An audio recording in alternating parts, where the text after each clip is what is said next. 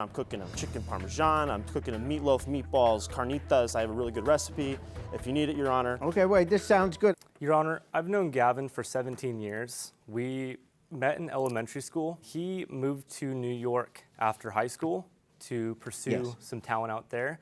And with the whole coronavirus pandemic happening, New York was a hot state to be in. And I had a lot of conversations with him that he was miserable and he was locked into his apartment and his roommates were there as well. And I had a lot of conversations with him that, he should be coming back to Arizona to see some of his friends and his dad as well. And he took my advice to come back to Arizona, just to escape the New York chaos. And he was staying with his dad for about a week, who was also in Arizona, and his dad had to move into an RV. So he really had nowhere else to go. And I offered Gavin to stay with me, until he was able to go back to New York safely. So he came to my place. We made a verbal agreement that he would help pitch in on rent money and utilities. Now we agreed on $200 a week for rent, which comes to $800 a month, and then $70 for utilities. To this day, we went 3 months of him living with me, and I didn't receive a single dollar from Gavin. I have a mortgage. I have many payments that I need to make. Was he already staying there and then you brought it up? No, this was before he even moved into my place. What about that, Gavin? Well, I don't remember having that discussion before. I didn't agree to $800. I agreed to sort of help out, like around the place, like keeping it clean, and I bought a bunch of groceries. I'm a really good cook, so I'm cooking meals for him every night. I'm like wild-caught Alaskan salmon. I'm cooking a chicken parmesan. I'm cooking a meatloaf, meatballs, carnitas. I have a really good recipe. $800 is a significant amount of money. So it would seem to me that you would both remember that conversation. There's two different kinds of conversations. One is, hey, I'd appreciate it if you could help me out with the expenses. And that's kind of casual and it's not very specific.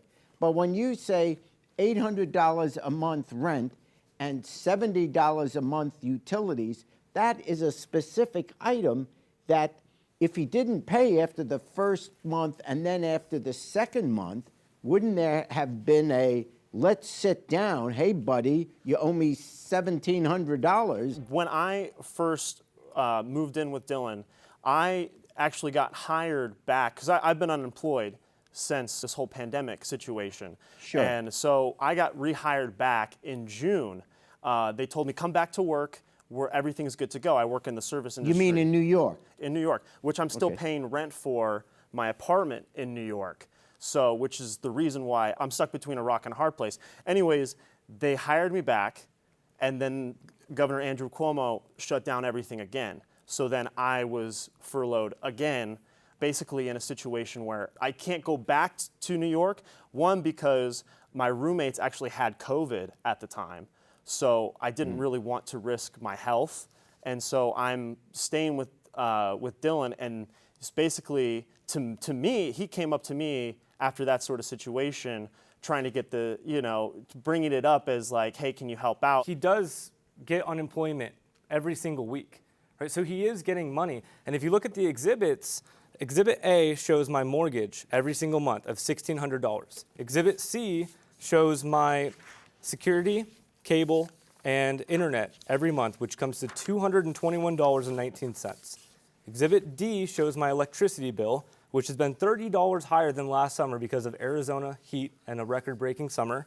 That comes out to $203 each month. And then finally, Exhibit E shows my homeowners association for $259.45.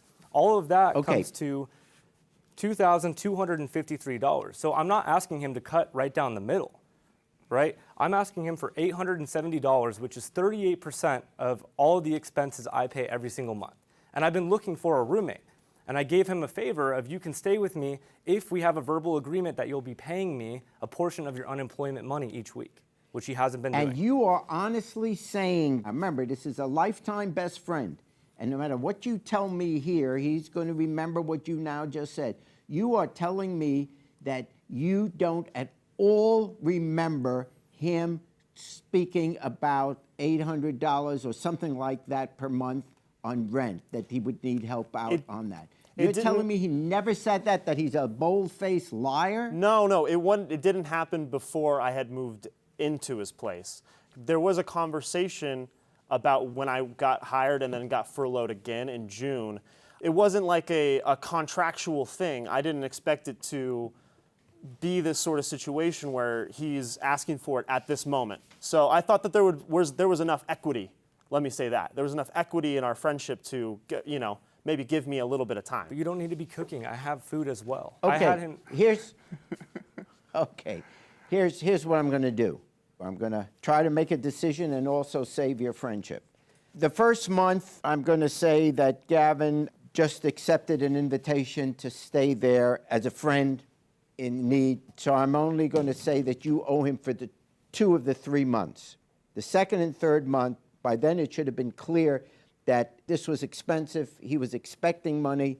So I am going to give a judgment for the plaintiff, not for the full amount that he sued for, but for 2 months' worth, for $1,740.